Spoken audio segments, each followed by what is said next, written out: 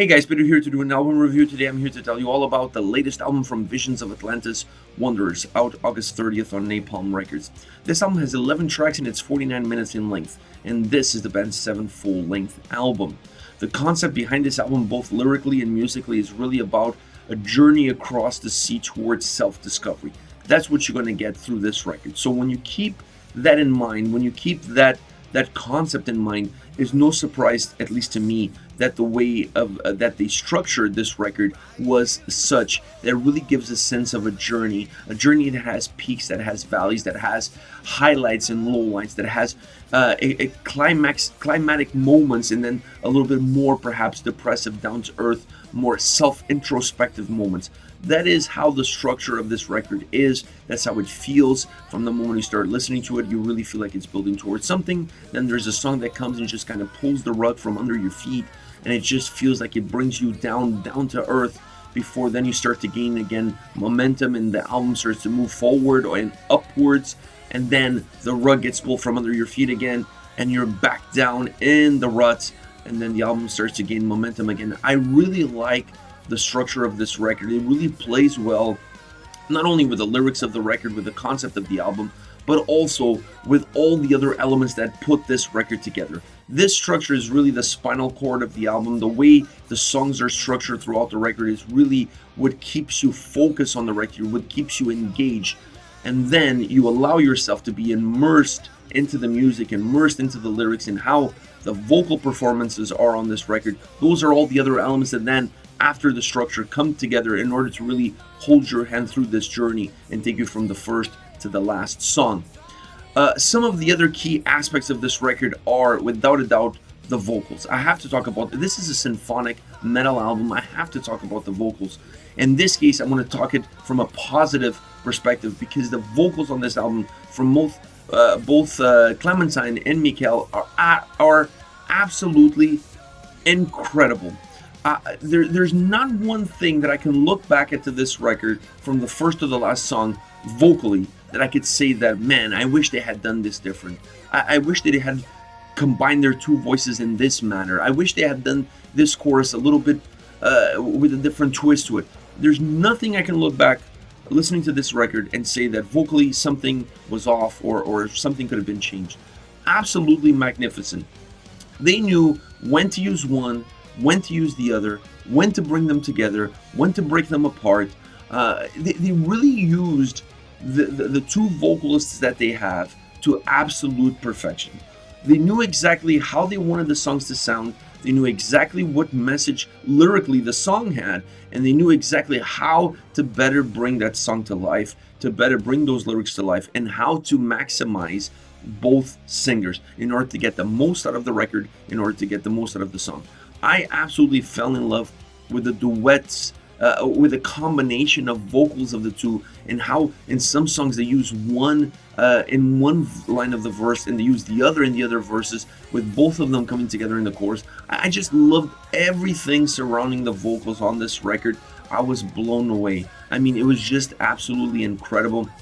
It really elevated the quality of the record, and it elevated the overall mood and atmosphere that this album has. Musically, this album is absolutely phenomenal as well. They really matched musically what they had done with the vocals, and this is an album that really offers a wide range of approaches, of moods, of atmospheres, of emotions. You just feel so drained at the end of this record, because you really feel like you're a part of it, and that the band has allowed you to go on this journey with them. And the music is just a soundtrack that really captivates you and takes you into that journey that they decide to give to us, the listeners, with this record. The album has a lot of heaviness to it, but that heaviness never really takes away from the melody and from the absolute pristine, like there's just this sparkling sound and feel that the overall record has. So they included some heaviness from the guitars and drums on some tracks, and to me that was really well done, because they didn't overdo it. They didn't allow the guitars or the drums or the heaviness that those elements give to the songs to be the main elements that really take over the tracks and become the focus, the attention seeker of the songs. and on the other hand, they were just there to really enhance the melody, enhance the song, enhance the tempos, enhance the momentum that the tracks have. So I really like the fact that they added a little bit of bite, a little bit of meat to the bone surrounding the heaviness that this record has. Obviously, there are songs where that heaviness is completely stripped out, but overall, I felt that this was a record that did offer a little bit of meat on the bone as far as heaviness is concerned, and to me, they used it in the perfect perspective when you look at the overall picture of the record. Sound-wise, this album is extremely well balanced, and that allows this album to be one of the standout symphonic metal albums of 2019 as far as I'm concerned. I really feel like this is one of those albums that it's going to be impossible for you to look back at the end of the year when you're looking at this specific genre and not consider this one of the standout records of the year. Really well put together, the mixing, the mastering, the way the vocals were done, the lyrics, the music, the construction of the record, the structure of the album, the structure of the songs. Everything was really taken into consideration in order to put out the best possible record that they could, and they did. Now, as far as songs are concerned, I'm going to start with Nothing Lasts Forever. This is a beautiful duet. One of the most beautiful duets that I've heard in a while because of the construction of the song. The way they constructed this duet is a keyboard-based, a piano-based duet, but the construction of the song to me is what really captivated me. So they used Clementine's vocals in one verse, then they come together, both her and Michael come together in the chorus as a duet, and then in the second verse they use just Michael's vocals. That dynamic to me was absolutely phenomenal, really interesting, and really what allowed the song to work on every single spectrum of this track. It was absolutely magnificent on how they separate them, brought them together in the chorus to give the song this beautiful duet. It's just absolutely incredible. The song structure is as important as the vocal delivery and as the music surrounding it. The piano melody, by the way, the piano and Clementine's voice, they go together like white on rice. It's just absolutely incredible. Also the solo, I cannot forget the solo on this song because the solo is magnificent. It adds melody. It really feels like it extends the song. One of my favorite solos on this album is on this specific track.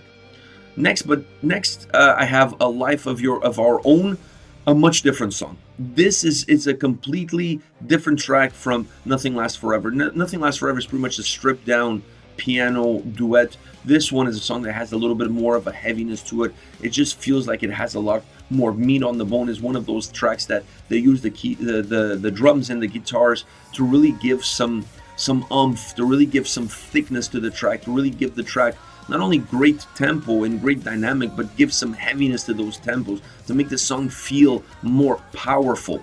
And I really like that, and I felt that it really worked well with the overall structure that the track has. Vocally, the track is powerful. It really delivers perfection at every turn. I really like what they did vocally, specifically in the chorus. This song, like many on this record, has absolutely super catchy and hooky choruses, which to me in this specific song is really the lifeline of the track. It's really what captivates you to this track. Perhaps one of the two things that captivates you to this track, because I was really brought into this song by the heaviness that the drums and guitars had, but then when you start listening to it and you get pulled in by how hooky and catchy the chorus is, then you're completely taken back by the power that this song has overall.